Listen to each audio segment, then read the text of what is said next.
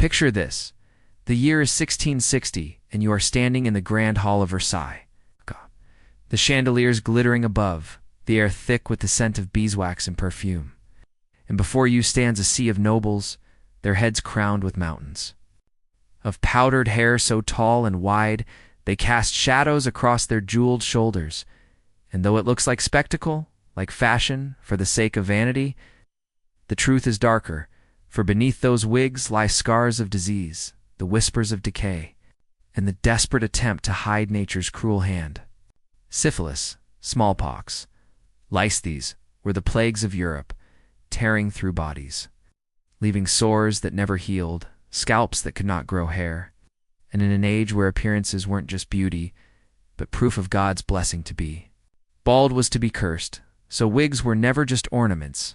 They were shields, armor, and illusions, turning fragile, sickly men into visions of power and sickly queens into radiant icons of perfection.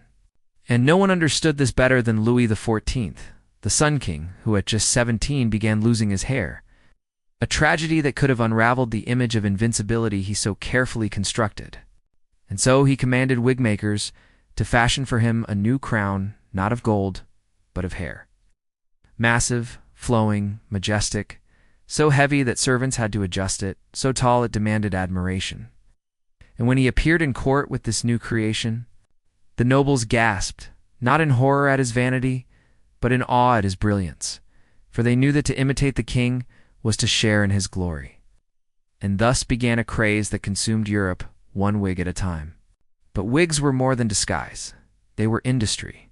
And soon, Paris and London were filled with thousands of wig makers, trained in guilds, sworn to secrecy about their craft, some working with horsehair, others with human hair stolen from peasants or bought from the poor, so that aristocrats could parade with curls that cost more than a farmer's yearly earnings, while apprentices boiled, stitched, and powdered hair day and night, their hands burned by chemicals, their lungs filled with dust, for the powder that made wigs shine white was no simple talc.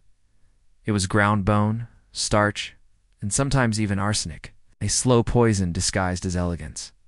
And yet the fashion grew bolder, with nobles competing for the biggest, heaviest, most elaborate wigs, so that entering a carriage meant bending low, and standing in a ballroom meant tilting your head just to pass under a doorway. And soon women joined the madness, turning their wigs into entire landscapes, adorned with pearls, feathers, miniature gardens, even ships sailing atop their powdered seas.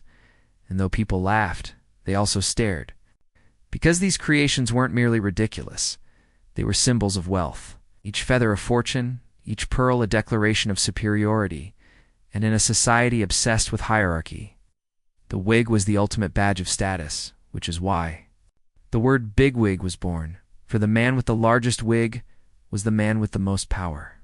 But beneath the laughter, there was rot, because wigs hid lice crawling underneath, scalps shaved to prevent infestations, and the stench of unwashed bodies masked only by clouds of perfume, lavender and citrus oils.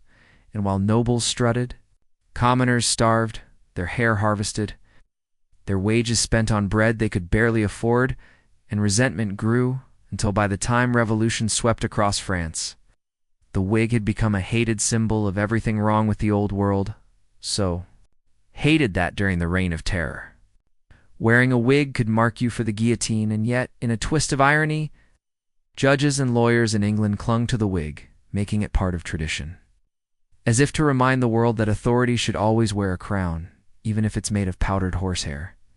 Centuries later, when we hear the word bigwig, we still echo the power games of Versailles, the secrets of syphilis-ridden kings, the fears of queens who hid behind curls taller than their thrones, and the strange truth that history's most absurd fashion was never just about style. It was about survival, politics, and the fragile masks humans create to hide what they dare not reveal. And as you imagine those glittering courts, the clatter of heels across marble floors, the towering wigs swaying like castles of silk, you realize that behind every powdered curl was not just vanity, but desperation, fear, and the eternal hunger for power that shaped empires, toppled monarchs, and left us with the haunting memory that sometimes the most beautiful things are born from the darkest of needs.